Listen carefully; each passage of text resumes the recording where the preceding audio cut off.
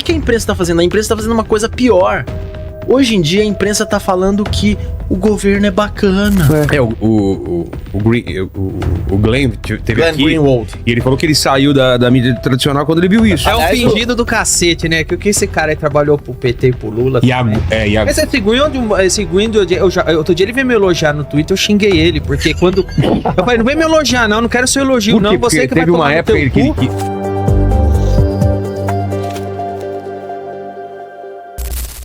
Fala rapaziada, no vídeo de hoje vamos reagir a uma entrevista que o Danilo Gentili deu no podcast do Vilela. Na ocasião, ele falou que a esquerda brasileira é tendenciosa e tem um lado. E todo mundo já sabe qual é o lado da imprensa.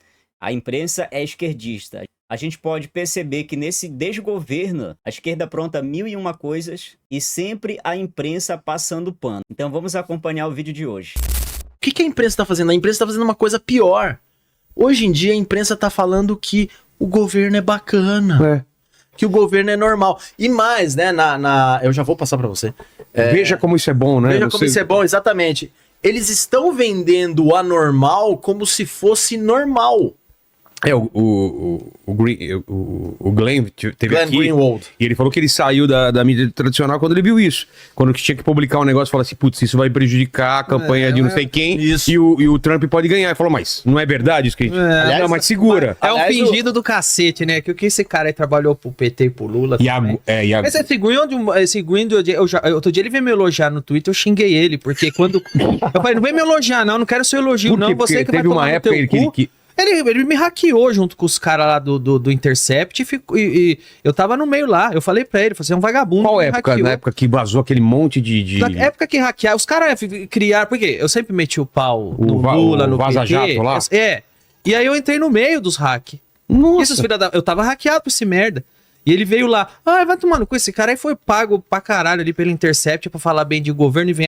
E quem lembra da época da Lava Jato? Esse jornalista afirmava que o Sérgio Moro e os procuradores eles trocavam mensagens e essas mensagens ela tinha indício de corrupção. Então Glenn ele foi um dos grandes proeminentes jornalistas de esquerda que bateu pesado na Operação Lava Jato. E agora tá apanhando do governo, né? Ele que o Glenn Greenwald, ele sempre tem os contatos dele. Ele sempre tem alguém que tá pagando ele. Ele não vem nada de independente, não. Vai se catar. Mas e acusou o Marcelo Taz de espião americano. Não, esse é um vagabundo. Mas outro dia ele foi lá. Quem? O Marcelo Taz, não. Não, o Glenn, né? Ele foi lá no Twitter. Verdevaldo. O famoso Verdevaldo. Qual foi a impressão que eu tive? Quando a grana parou de cair... O Greenwald era porque ele virou 180 Não, ele era um puta perseguidor meu. Porque eu era um crítico do... Eu critiquei o Bolsonaro, critiquei o Lula. Mas na época que eu criticava o Lula, ele era um cara...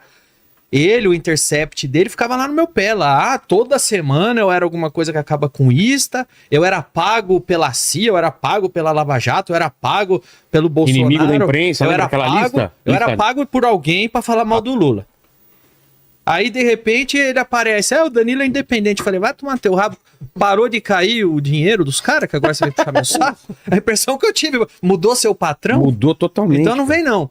Entendeu? Porque eu sei o que esses caras fizeram comigo. Um assassinato de reputação ferrenho. O Intercept e o Greenwald foi um deles. E que acontece até hoje, né? Agora, uma das coisas aí que naquela conversa eu tive com os caras... E não só o Danilo Gentili, outros políticos de direita também ele batia pesado. Fazia o assassinato de reputação, como por exemplo o Bolsonaro e a base aliada dele. Caras, eu falei, acho que Fusarca não, acho que o nome tá aqui, não é imprensa. Por quê? Não, é ótimo. Uma das coisas mais legais do antagonista é que eles vieram numa fase de hegemonia de mídia esquerdista. Você só tinha blog que era pago com dinheiro lá da Petrobras, com dinheiro com verba estatal pra puxar saco de... E todos esses blogs que perseguiam a gente... Jojo e falou que recebeu 1.500.000 pra falar bem, né, do governo. Não, mas sabe qual os blogs... Lula, né? Qual que era os blogs que ganhava dinheiro pra falar? Era da Dilma lá, como que é? Dilma Bolada. Mavi, os famosos Mavi. Dilma Bolada, mas tinha os blogs mesmo. Sim, blog grande. Cafezinho do cacete. Blog grande, pô. Não, o Brasil 247. Brasil 247. Também conhecido como Brasil 171. Isso. Todos esses blogs aí, Intercept o cacete, todos esses blogs, cara. Só que... Pingava um dinheirinho. Aí eu falei pros caras, o antagonista foi um grande nome. Porque ele era um antagonista numa parte que você só tinha hegemonia. Eu falei, hoje o grande nome não a imprensa. Porque hoje a imprensa é aliada do governo mais que nunca. Então, se em algum momento... E por quê? Por causa da grana mesmo? Grana e ideologia também, né? É. O pessoal sai da universidade com a cabeça lavada. É isso que o Danilo falou, mas... Porque tem coisa que acontece que não reverbera na imprensa. Pessoal, olha só. Na época de Bolsonaro, tanto a imprensa quanto os artistas, eles batiam pesado em relação ao desmatamento da Amazônia. E o que a gente está percebendo que está acontecendo? Uma alta de 55% no governo do cachaceiro. E a gente não percebe todo o alarde que acontecia na época do governo anterior para o governo de Lula. E observe que o desmatamento nesse governo está sendo muito maior em relação ao governo anterior. Mas a gente não percebe a grande mídia fazendo a divulgação, criticando, os artistas fazendo música, fazendo campanha em prol da Amazônia. Imprensa que se fosse um governo de direita, os caras estariam... É que não é normal a imprensa abrir o jornal e vir com o release do governo. Então vem falar, o governo isso, o governo aquilo, o governo aquilo. Porque assim, o que é jornalismo? É muito fácil. Você vai lá, ouve a autoridade, ouve o contraponto, chega na redação, faz uma checagem para ver quem que tá falando da lorota, né? E aí você faz o seu texto, vai pra televisão, fala o que tem que falar e deixa o público decidir, né? É muito fácil fazer jornalismo nesse sentido. Agora, você abriu, como tá acontecendo agora, as meninas vão lá, celular, olha, acabei de receber uma mensagem aqui, quer dizer, já dá nada. Jornalismo de WhatsApp. Essa Daniela é terrível, né, galera? Passa pano desse... Uma grande passadora de pano do governo Lula. É o jornalismo de WhatsApp. Que foi o que aconteceu na época lá da taxação da Shein e tudo mais. Não, gente, é bom, é só não sei o quê. Aí o governo... Não, gente, eu me enganei, não sei o quê. Ó, cara...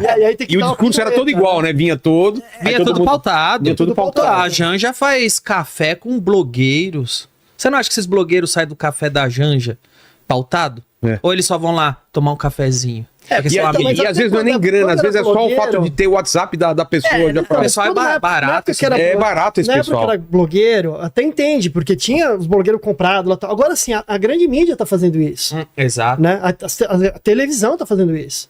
Então tá virando o porta-voz oficial. A Globo sempre foi nessa... Não, já tá descarado. A gente percebe aí, já tá totalmente descarado a identidade ideológica aí da linha, a única... A Globo vai no governo atual, sempre é o governo que tá. Sempre que foi o governo, a Veja, que era uma espécie de bastião de oposição no mainstream, mas a Veja hoje morreu. Mas assim, eu acho que é tudo isso que ele falou, tudo isso que eu uso, mas tem um componente que isso eu sempre insisto quando a gente tá conversando, trocando ideia, que assim, jornalista é estúpido, entendeu? É burro. Ele não aprende com os erros. A gente viu nessa eleição de São Paulo. Não, e na previsão... Cara, o que eles apanharam... Não, apanharam com um cara como, enfim... O Marçal Paulo fez Marçal, o que quis com ele, assim, é uma... A estupidez... Não é um problema de cognitivo, o cara é burro porque ele tem limitação de inteligência. Não é isso. Ele é estúpido porque ele é arrogante e acha que ele pode mandar no povo. Só que assim... Eu vejo isso também dos artistas da Globo, que eles no passado eles tinham um poder, né? Eu influencio. E aí você vê no final da eleição, vamos fazer uma carta aberta, vamos tudo... Não influencia nada, não muda nada.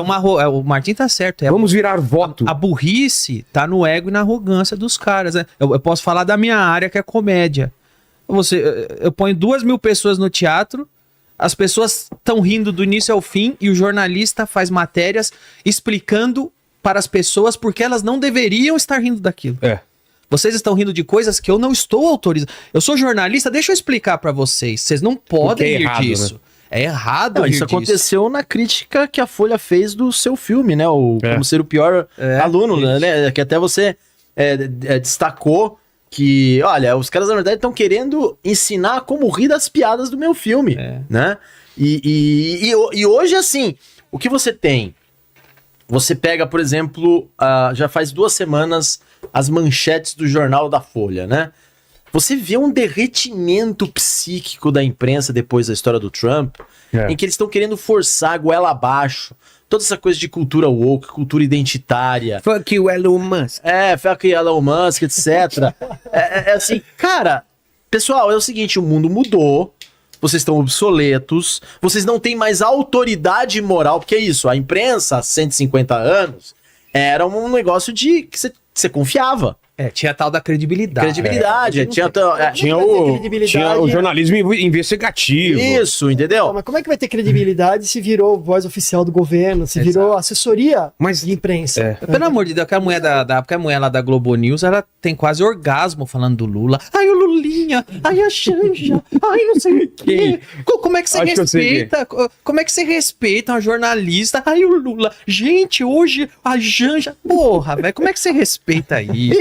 E quem lembra da crise econômica aí do governo Lula, quando os preços dos alimentos foram em alta, né? Tudo estava caro, e a Daniela Lima, ela sugeriu que a população trocasse suco de laranja pelo suco de cenoura. Tremenda passação de pano, né, galera? Chega a ser nojento isso daí. Que você respeita uma jornalista? Ai, o Lula. Gente, hoje a Janja. Porra, velho, como é que você respeita isso? E assim, outra coisa que... Mas não é um pouco de deslumbramento também? O pessoal tá muito deslumbrado. Também. Mas é o deslumbramento do fim. É o baile da ilha fiscal. Os jornalistas estão deslumbrados porque eles não perceberam que eles estão acabando. Que eles são sim. É o último canto. Ajuda, né? Exatamente. Mas eles não percebem que eles demonstram deslumbramento? Não. Eu conheço jornalistas que fazem parte desse beautiful people. Alheia. Não vou citar nomes, mas eu conheço. Eu não vou. Eu não tenho advogado. Bolos. Foi da conta do bolo. Fala que é o bolo. Posso ajudar? Mas eu conheço jornalistas que fazem parte desse meio que é o jornalismo profissional. Eles são arrogantes. Eles acham que eles precisam ficar determinando de cima para baixo. Há uma preocupação legítima da imprensa em proteger a democracia ou isso é apenas um discurso conveniente? Excelente pergunta. Excelente pergunta. Quer falar? Eu posso falar uma rapidinha e você complementa. Basta ver o que a grande imprensa brasileira disse muito tempo sobre a grande democracia da Venezuela. Você vai ver como eles estão interessados na democracia. Até pouco tempo atrás, a Venezuela, os grandes jornalistas brasileiros diziam que a Venezuela é uma democracia. O Maduro ganhou sim, imagina. Eles estão interessados... É uma democracia relativa. Eles são quase o Ministério da Verdade, né, cara? Eles são porta-vozes do governo. Se a corrente que a imprensa adula tiver em vias de fazer uma ditadura, tá tudo bem. Vou falar mais, desculpa interromper. Não, fala mais. Quando a Dilma era presidente, o PT fez uma lista negra com alguns jornalistas e a imprensa brasileira ficou quieta. Meu nome estava lá. Tá? O Cantalice, presidente do partido que estava governando 16 anos no Brasil, fez uma lista negra. A imprensa brasileira não fez nenhum escândalo. Sabe quem ficou escandalizado? A imprensa francesa, a europeia. Saiu lá. Isso é um absurdo. Aqui... Quais nomes, Maurício? Você lembra? Quem mais tava o Lobão. Na época... Mainardi. Eu sou a prova viva que a imprensa não influencia e não muda nada. Senão sua carreira já tinha acabado, né? Óbvio. Eu comecei a... Aliás, assim, eu sou, antes de mais nada, é que não parece. O pessoal me vê em stand-up, acha que a gente subiu lá e fala, mas a gente escreve. A minha carreira é feita de... O que você tá falando no palco foi escrito. Cada linha do nosso texto de stand-up tem que ser uma sacada. A gente é uma sacada atrás da outra, porque é isso que faz a pessoa rir. E eu fiz minha carreira assim, escrevendo meu programa, escrevendo meus filmes, escrevendo meu stand-up comedy. Hoje estou escrevendo na imprensa. Mas uma coisa eu sei, durante toda a minha jornada, eu sempre tive jornalista falando que minha carreira acabou, que o meu show, as pessoas não gostam do... Eu lia lá na Folha de São Paulo, no UOL, as pessoas não gostam do show do Danilo. Quando eu chegava a fazer show, tinha 2.000 pessoas no teatro. Aí eu escrevo o livro, ninguém gosta das coisas do Danilo. Eu ia lá, meu livro era o que mais vendia na editora. As pessoas não gostam do trabalho do Danilo. O trabalho do Danilo é horrível. Aí eu vou lá, meu programa ganha da Globo de audiência. Então eu comecei a perceber que se tem alguém que não sabe de nada, é a imprensa. Porque pela imprensa eu não teria carreira, eu não teria público, eu não teria vida. E hoje eu cheguei num patamar que eu quero que todo mundo se foda. Então quando vem a imprensa tirar satisfação igual veio... Escuta, ouvi dizer que você... Eu falei, vai tomar teu cu, eu não te devo satisfação. Você é o quê? Jornalista? Eu não te devo satisfação da minha vida. Você tá não sei aonde, o Teleton, não sei o quê. O cara não sabe o que aconteceu, não sabe o que é. E é engraçado, você vai na matéria, o SBT fala na matéria, Não, o Danilo já avisou em março que ele não poderia ir porque ele tava com um show marcado desde janeiro. E o cara, ele pega a informação e... Então, o jornalista vai perguntar, isso aqui eu falo, não te interessa, vai pra puta que te pariu. Se eu quiser informar o público, eu vou nas minhas redes sociais e informo. Eu não preciso de jornalista, não preciso da Folha. Inclusive, pararam no tempo. Tudo que a Folha, o UOL e jornalismo fez com a minha carreira, eles estavam errados, eu tava certo. Eles disseram que eu não teria carreira, que eu não teria público. Eu tô aqui, em pé, ganhando. Pois é. Bem. Fizemos um site de escrita com jornalistas, com escritores de verdade. E é o mais é o mais relevante lido do país no Substack. Você acha que eu tô ligando pra jornalista? Eu quero que se foda. Eu não devo satisfação pra eles.